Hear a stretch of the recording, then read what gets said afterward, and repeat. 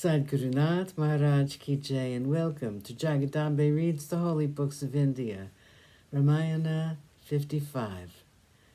As you may remember, all the boys and girls were married, and Vishvamitra went back to the Himavan.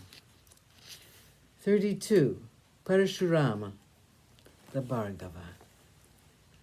After the departure of Vishvamitra, Dasarata went to the king of Mithila, and taking leave of him, began his journey back to Ayodhya, with his sons and their brides. Janaka went with them for some distance, and he returned to his city, while Dasarata continued his journey. As they proceeded toward Ayodhya, the king observed ill omens on the way. Birds were making strange noises, and it was fearsome. They were flying hither and thither as though in a panic. The animals were also signifying that something terrible was about to happen. Dasarata was naturally upset by these and asked Vashishta what these omens foreboded. The rishi thought for a while and said, "Dasarata, something fearful is approaching us. There is no doubt about it. Since the birds are afraid, it is evident. But the animals which are running in the right direction, that is, making pradakshina, means that the fear will be removed and no great harm will befall you.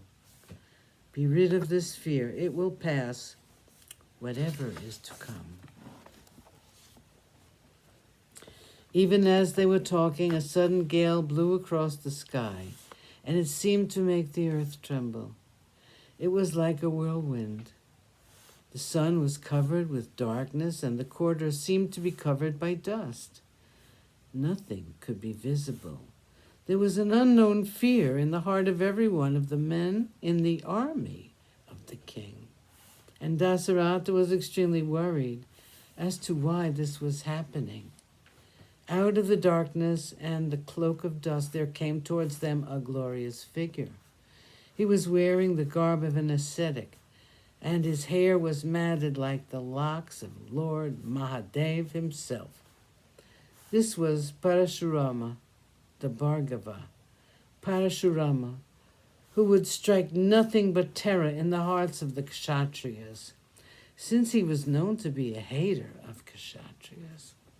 He was as fearful as the great fire which licks up the earth at the end of time. And he was an awe-inspiring personage, like the peak of Mount Kailasa. He was so radiant that they were all dazzled by him.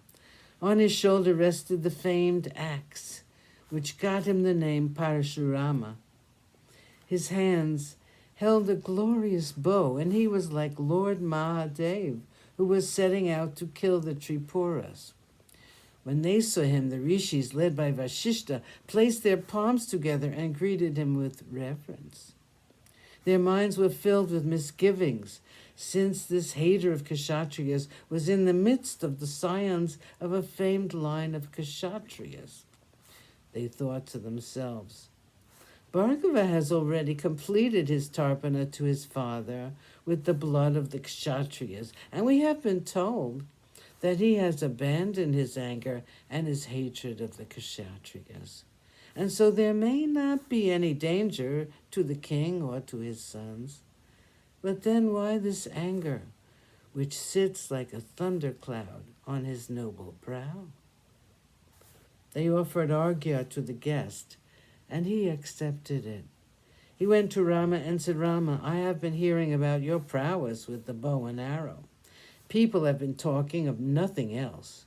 I was also told about your visit to Mithila and about your breaking the sacred bow of Lord Mahadeva. I am curious to know how great is this power and prowess of yours, which people are talking about. I have therefore brought another bow to test you." Parashurama held out the bow which he had been holding in his hand and said, "This bow belonged to my father, the noble Jamadagni. Everyone is afraid even to touch this bow." Sadhgurunath Maharaj Ki Jai. Thank you for coming. I hope you come again.